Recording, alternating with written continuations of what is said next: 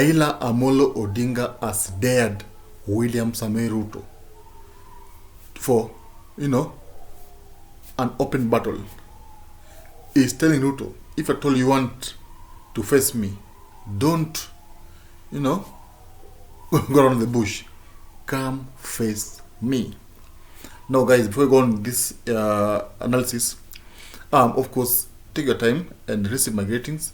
And it's my hope that you are doing well, wherever you are.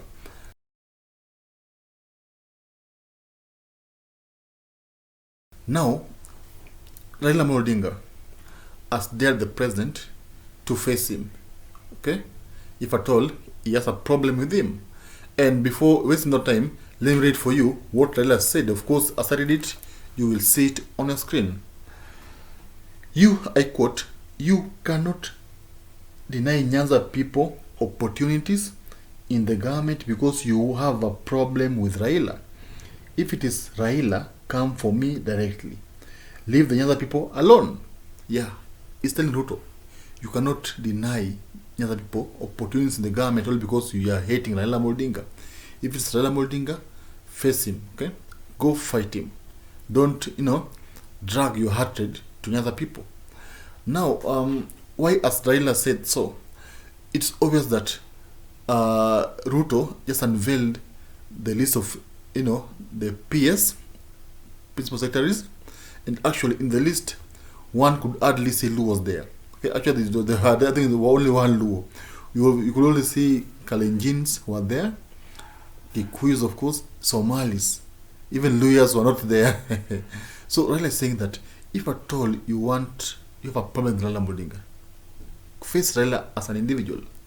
Leave alone. Don't punish Nyanza people because you are hating Raila Amolo Odinga, which is a good point, because Raila is an individual. So you need to deal with him as an individual, but not deal with the only Nyanza region. Because Raila has seen that in the government, one can hardly see Luos. There were no Luos there. And of course, this has infuriated Raila Amolo Odinga. And Raila does not like it. Even in the CS positions, there's only one Luo, Eludowalo, okay?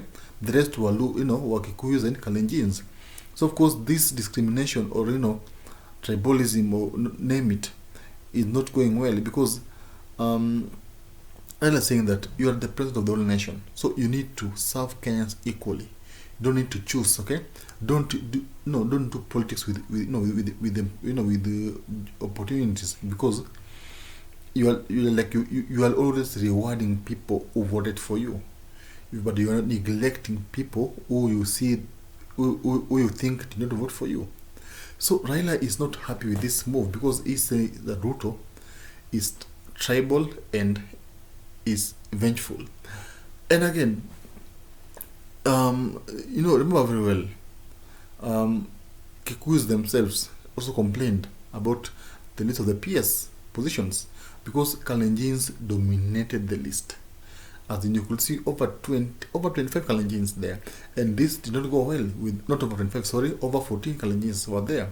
And of course, Kenya is comprises of over 42 tribes. So where are these other people? Because it's like you are developing your own region in the expense of other regions, and you are the president of the whole nation.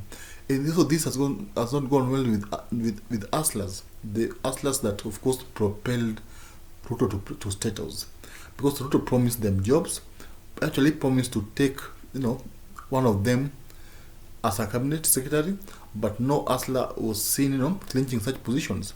And of course, this is somehow a betrayal to the Asla nation. It's like you lied to us, you are hustler, yet you are not hustler. You just used us to get to State House.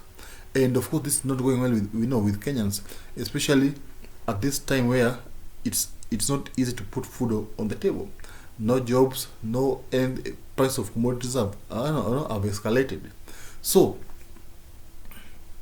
what is Raila's message to Ruto? Raila seems to be bitter with Ruto. He wants an open battle with Ruto, because he knows that he believes that Ruto did not win the election. So he has got no respect for him, because he knows that this person is not the legitimate president. Okay, that's why he's daring him. He's telling him that I will show you who I am. And the way Raila is talking is like he will be there in 2027. Okay? It's like he's trying to destroy Ruto. That when it comes to 2027, he will have, finished him completely. And of course, he believes that by that he will be able to win the elections. Okay? But of course, elections is a story for another day, because we are 5 years away, so we can't talk about the elections. But the truth is that Raila is preparing for 2027. Politicians are always ambitious. They always, focus ahead. So that's why you see right now Raila is, using all the schemes possible just to dismantle Ruto's government, and is trying to point out the mistakes of the government. Okay, is trying to to tell us as Kenyans that this person is not a good person. Okay, and you don't need to not listen to him. And of course, this is a threat to Ruto, because he knows very well that if at all Aslas or Kenyans, not the majority here, who are poor, decide to gang up against him, then he will be doomed. Because the truth of the matter is that Raila Odinga has a huge following in Kenya, and of course, whatever he says has to be taken seriously by any president, because of the command he's having, they can command people in Kenya. So guys, tell me in the comment section, do you think it is fair for Ruto to neglect certain regions and of course favor his region? Okay, because when you are president, you are the president of the whole nation. Like, you need to serve everyone equally. That's the truth. But Raila is saying that Ruto is not serving people; he is actually neglecting laws. This is not good. No, of course, for to the whole nation. So, do you think it is right for Ruto to award his people at the expense of other taxpayers? Because the truth is that we are all paying taxes, and whatever we are paying is the salaries of to these people. So, do you think it is right for him to do so? Tell me in the comment section.